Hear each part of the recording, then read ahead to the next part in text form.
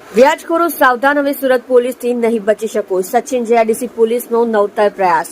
વ્યાજખોરો વિરુદ્ધ સતર્કતા અભિયાન. શ્રમિક પરિવારો વ્યાજખોરોના ચુંગલમાં ફસાવાની ફરિયાદો. સચિન જેઆઈડીસી પોલીસ સ્ટેશન વિસ્તારમાં સાયકલ પર બેનર, પોસ્ટર લગાડી લોકોને કરવામાં આવ્યા જાગૃત. ઝોન 6 વિસ્તારના અલગ અલગ વિસ્તારોમાં ફરશે સાયકલ, લોકોને કરવામાં આવશે જાગૃત. ભોગ બનનારાઓ ઝોન 6 વિસ્તારના પોલીસ સ્ટેશનમાં કરી શકશે અરજી અને ફરિયાદો. ઝોન 6 વિસ્તારમાં લોક દરબારનું પણ આયોજન કરવામાં આવશે. ભોગ બનનારાઓ લોક દરબાર આવી શકે છે.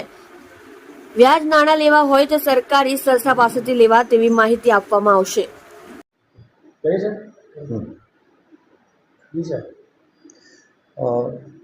જરૂરિયાતમંદ નાગરિકો એમની જરૂરિયાતને પહોંચી વળવા માટે કેટલીક વખત વ્યાજે નાણાં લેતા હોય છે.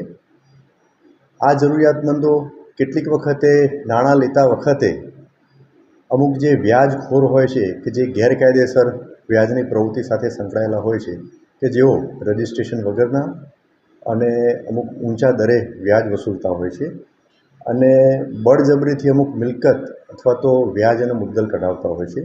તો એમના વિરુદ્ધમાં કાયદેસર કાર્યવાહી કરવા માટે સરકારશ્રી તરફથી અવારનવાર પોલીસ વિભાગને જરૂરી સૂચનાઓ આપવામાં આવતી હોય છે. એ અનુસંધાને ગુજરાતના ડીજી સાહેબ તરફથી હાલમાં 21/6/2024થી 31/7/2024 સુધીના સમયગાળા દરમિયાન એક સ્પેશિયલ ડ્રાઈવનું આયોજન કરવાનું તમામ જિલ્લા શહેરમાં સૂચના આપવામાં આવેલી છે.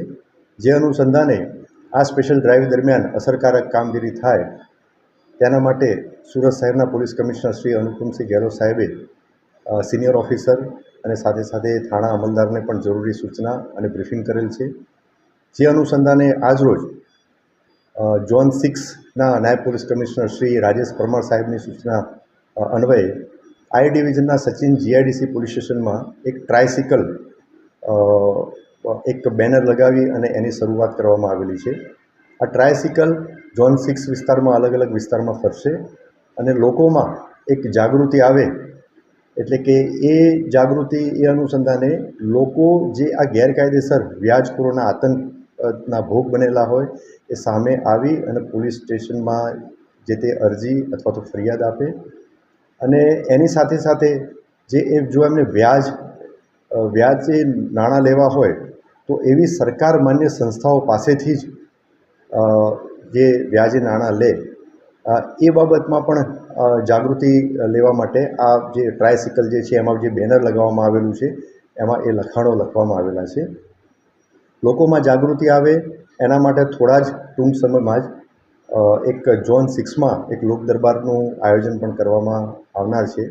તેમાં આ લોકોની અંદર જે જાગૃતિ આવે તો લોકો જે ભોગ બનેલા હોય અને સામાન્ય નાગરિકો હોય એ આ લોક દરબારને એટેન્ડ કરે અને એ લોક દરબારમાં જે સરકાર માન્ય નાણાકીય સંસ્થાઓ જે છે એના પ્રતિનિધિ પણ હાજર રહેશે એવી વ્યવસ્થા કરવામાં આવનાર છે. અને એ પ્રતિનિધિઓ કેટલા દરની કઈ રીતના લોન મળી શકે અને એમાં શું પ્રોસેસ હોય છે એની જાણકારી પણ આ લોક દરબારમાં હશે. તો આ બાબતે આ જે આપણા માધ્યમથી હું ફરીથી આહવાન કરું છું કે કોઈ પણ ગેરકાયદેસર વ્યાજની પ્રવૃત્તિમાં સંકળાયેલ વ્યાજખોરો વિરુદ્ધમાં કોઈ પણ અરજી કે ફરિયાદ હોય તો એ સંબંધિત પોલીસ સ્ટેશનમાં જઈ અને એમની ફરિયાદ કે અરજી આપી શકે છે. પોલીસ આ બાબતે ખૂબ જ કડક કાર્યવાહી અને તાત્કાલિક પગલાં લેશે એ બાબતે લોકોને આહવાન કરું છું.